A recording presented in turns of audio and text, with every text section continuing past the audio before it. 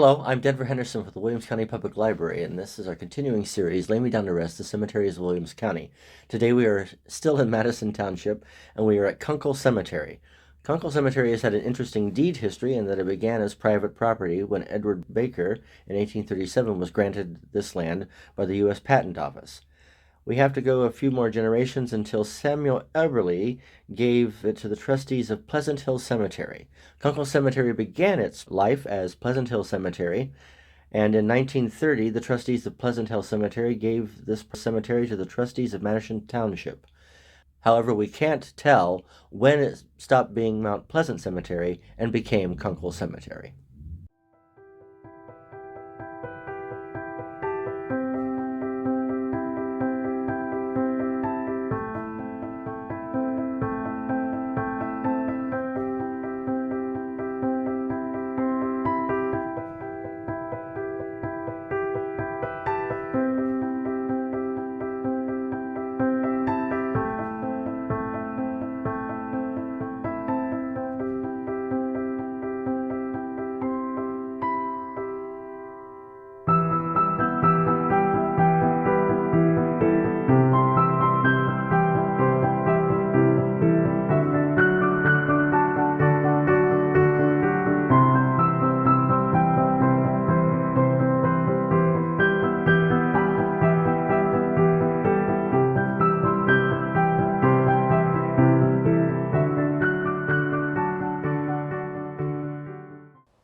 I am standing at the grave of Samuel Charles Newcomb, who went by his middle name Charles.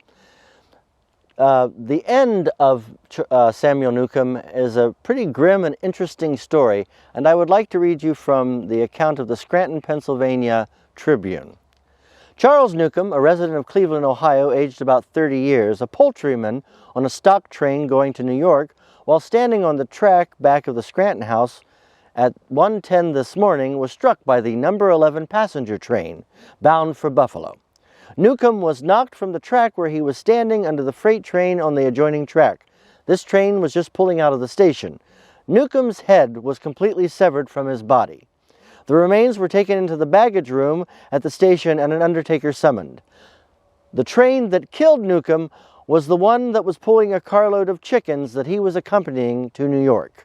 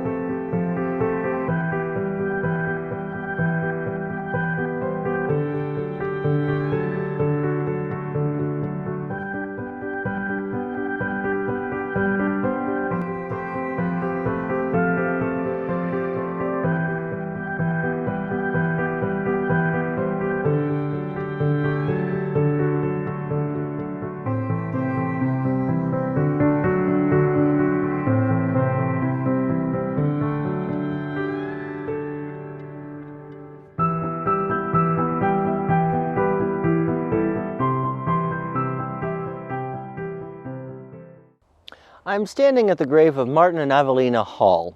Martin was a Civil War veteran, and of course, as you can see, the reason I'm standing here is one of my favorite tombstone styles is the Woodsman of America tombstone, and this is a peculiarly interesting example, not in the makeup of the main stone, which has, of course, the ivy, but in the individual marker stones. The one that says Mother, which is Evelina, has on top of it a shaft of wheat, and the stone that marks Martin's grave has 3 fern fronds and a scroll. I've never seen this example in all of my research. A very unique Woodsman of America marker.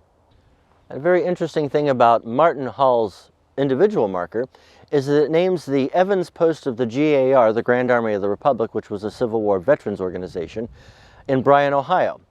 In front of the Williams County Public Library main branch, the old Carnegie building, the plaque that marked where the GAR had been, which was on the south side of the Bryan Square, is now in our front lawn. So if you get a chance, stop by and see the marker memorializing the GAR in Bryan.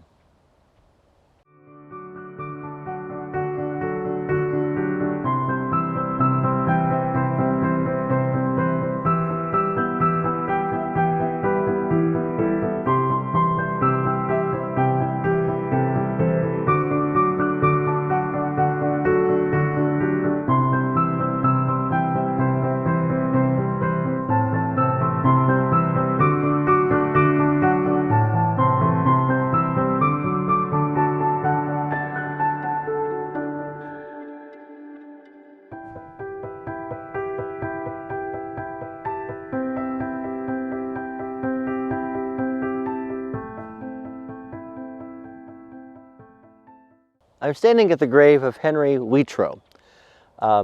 It is an interesting example of the Woodsman of America tombstone in the fact that it's a large granite block supported by two logs, a log on the bottom and then a log on the very top. One of the rare examples of this that I've seen. And then two stump markers. Also, an added feature of this tombstone is Mr. Wheatrow was a Civil War veteran and joined the GAR, and he had etched on the side of the granite the GAR medal that all veterans and members of the GAR would wear. A very interesting tombstone here in Kunkle Cemetery. For the Williams County Public Library, I'm Denver Henderson. Stay safe, stay healthy. I bid you peace.